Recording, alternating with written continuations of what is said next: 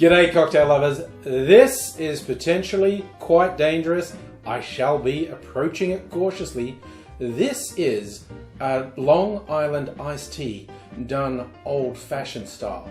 This is called, I've got to look at this because it's a tongue twister, Long Island Iced Tea Town Hall. No, see, I told you it was difficult. It's the Long Island Iced Town Hall Tea from the Town Hall restaurant in San Francisco. And it is, as I said, like a Long Island iced tea in as much as it's like one of everything, but there is no mixer thrown in there and you serve it as you serve an old fashioned. But it really has a lot in it and it's all boozy. So as I said, being a bit careful with this one. We've got white rum.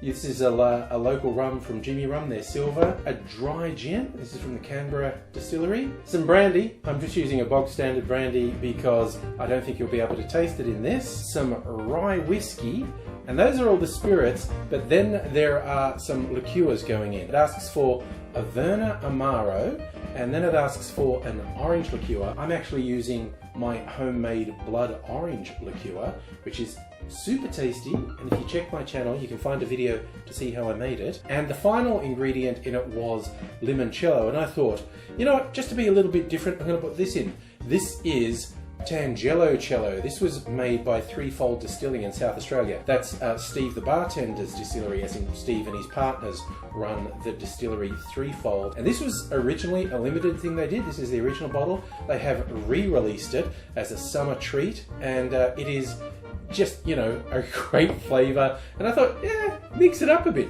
But limoncello was the default in the recipe. As you can see, it's a beautiful colour. I've got it on my sexy clear ice because of course I do. Now I need to taste it. That's really nice.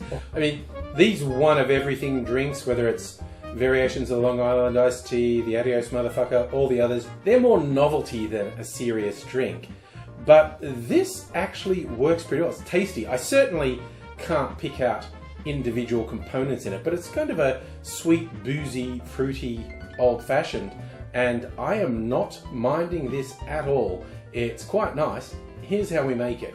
In a mixing glass, we add half an ounce or 15 mils of white rum, then half an ounce or 15 mils of dry gin, half an ounce or 15 mils of brandy, half an ounce of 15 mils of rye whiskey, half an ounce or 15 mils of Averna amaro, half an ounce or 15 mils of an orange liqueur, and then half an ounce or 15 mils of limoncello, or in my case, Cello.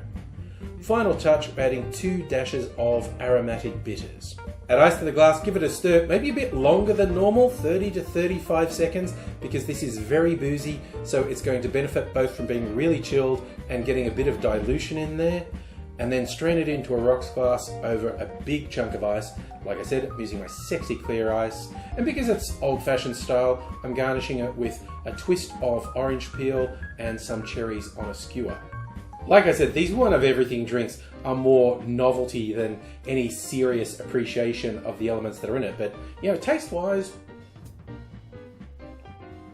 this is really quite nice. It certainly doesn't need sugar syrup. The liqueurs have sweetened it enough. It just is a mash of all those flavours. I can't pick anything in particular out. In fact, the fruit liqueurs are the thing that I'm getting in a most dominant sense.